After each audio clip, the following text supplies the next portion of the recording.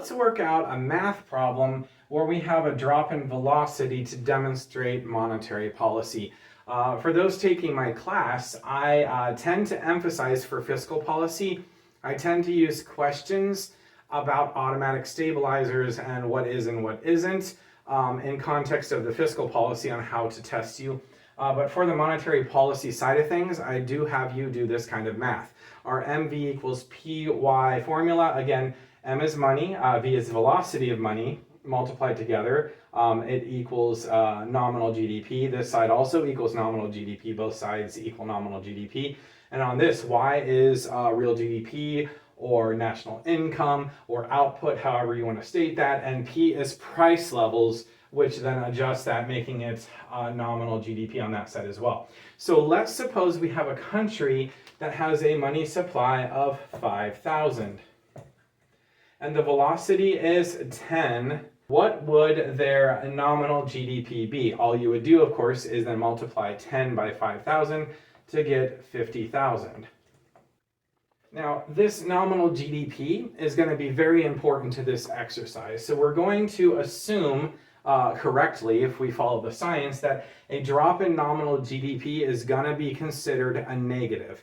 So your goal in this exercise is to not let nominal GDP drop because as demonstrated by the Great Depression, when you drop nominal GDP, it can hurt the economy, make all the measures of recession worse. So here we go. Let's say there's some event in this country which causes people to spend less money, so the velocity drops.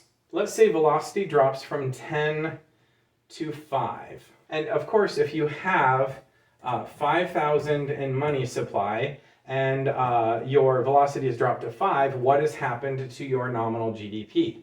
Well, it has fallen to 25,000, which is absolutely atrocious. You're going to have pain just from that action happening. So we're going to now step in with monetary policy and fix this.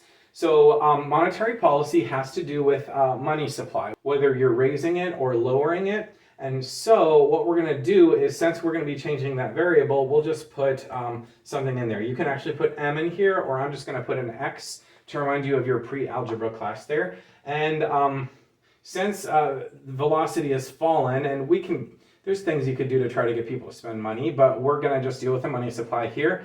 You're going to do that equation, and what are you going to set it equal to? Are you going to set it equal to 25,000? No, because you actually want this to be where you land. You want to end up not losing nominal GDP. So we're going to set that equal to 5,000 because that is our goal. And then from there, it's a simple problem where you're going to divide out that 5. So you're going to divide by 5 here, divide by 5 here. We're going to divide that out. And when you do that, you're going to get x equals to 10,000. So that's your answer, but let's go ahead and plug it in and check it. If we plug in 10,000 here times 5, does that equal to 50,000? Is that a true statement? Yes, it is. Therefore, you are in good shape. You have fixed the problem and kept the economy from going into some kind of terrible tailspin and putting everybody out of work. Good job. Let's talk about some tools that the government might use to expand or contract the money supply.